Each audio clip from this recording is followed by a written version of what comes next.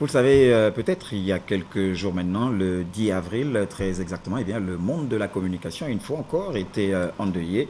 Grégory Ngouaminsa n'est plus. C'est donc tout un hommage qui est organisé par un comité bien spécifique pour donc l'organisation, entre autres, de ces obsèques. Mais pour cet hommage, donc, le comité est donc en place et nous recevons le porte-parole de ce comité sur ce plateau. C'est Marcel Libama. Bonsoir. Bonsoir. Alors, on parle donc de ces hommages à Grégory Ngouaminsa. À partir de demain, c'est cela? Bien sûr, vous l'avez bien fait de le dire, que Grégory Ngouaminsa, qui est un grand acteur de la société civile, un grand communicateur qui est passé par Téléafrica, Africa numéro 1, pardon, et même la première chaîne de télévision nous a quittés.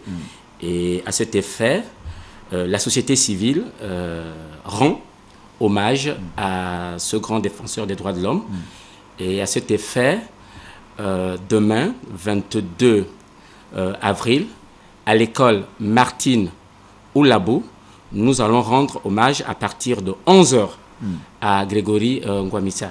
Donc, lors de cet hommage, nous aurons des témoignages, des allocutions, des prestations d'artistes. On aura aussi prestation aussi de quelques chorales. La fin serait autour de 15 h. Nous allons accompagner Grégory Ngouaminsa à son domicile situé au quartier appelé Ancien Sobraga. Et le 23, le corps voyage au Oyem. Et cet hommage va se poursuivre au niveau de la place de fête d'Oyem.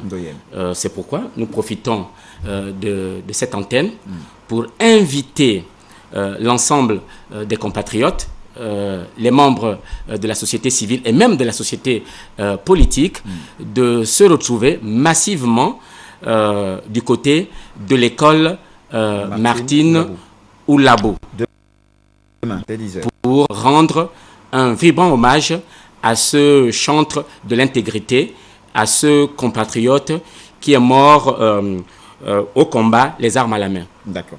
Il s'agit bien sûr de Grégory Ngouaminsa. Et peut-être un petit message pour les élèves. Juste demander aux élèves de Martine Oulabou de rester à la maison. Par contre, les enseignants sont priés d'être à leur établissement. Je voudrais ici sur cette antenne aussi remercier les plus hautes autorités de ce pays qui nous ont accordé.